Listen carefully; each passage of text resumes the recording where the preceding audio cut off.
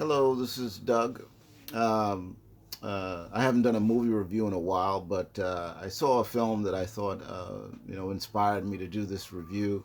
Um, uh, Once again, I do movie reviews of films that are available for quote unquote free on a streaming service that you might want to take a look at in your free time if you have a free time. And I try to curate these things so you know I point out things that I think might be worthwhile.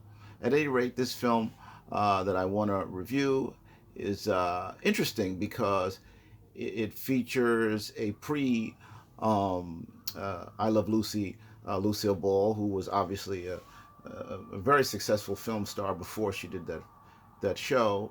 They call the movies B movies, which I don't think is any stab on the quality of the films. I think that they were just probably somewhat lower budgeted, and they weren't as prestigious, and they didn't have the top names. But she was, made her bones in those kinds of films.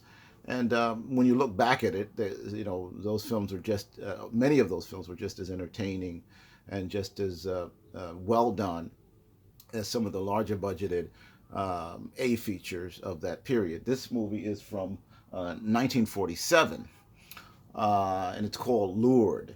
It's directed by Douglas Sirk, who also directed a major successful film, All About Eve, many multiple Academy Awards and so forth. Very famous movie. This movie is about a serial killer in London, it's loose in London, and he lures women through personal ads. And the comic part of it is that Scotland Yard recruits Lucille Ball, who is an American uh, an American entertainer or whatever, but like a dance hall girl, basically. Entertainer is probably too lofty a term for what she was. She was a dance hall girl, basically like an escort for the evening. Not in terms of sexual, but in terms of just company for guys who spent money and wanted to have girls to be sweet to them. And obviously this was very big in the 40s for soldiers, for war. These dance halls were places where young men could have company. Anyway, she plays a dance hall girl. The serial killer is luring these young women, and she is quite a brilliant person that is recruited, and she goes undercover, and she although she's comic, she also has she has the ability to deduce, and she's kind of like a classic detective. It's very interesting because this is a female-centered, female lead film.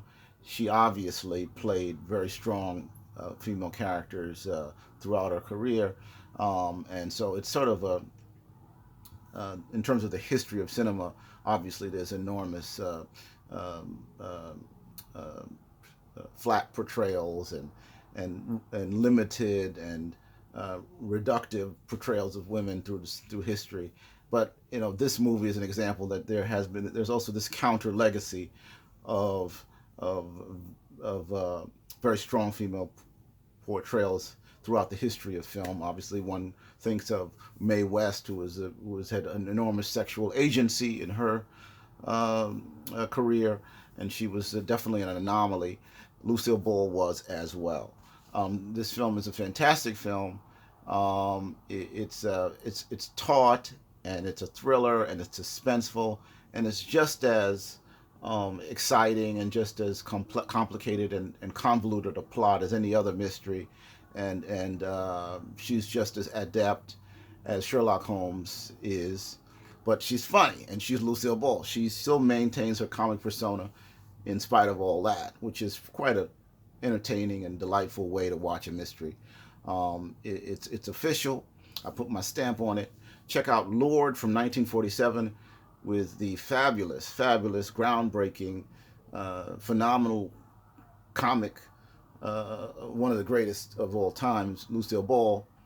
Peace and Love. You can find it for quote unquote free if you download the Tubi app, which I recommend that app very highly if you want to get access to fare that is off the beaten path.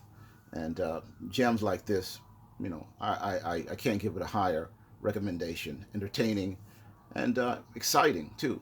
All right, so peace and love. Check out Lord, directed by Douglas Sirk, and starring the great Lucille Ball. Peace and love.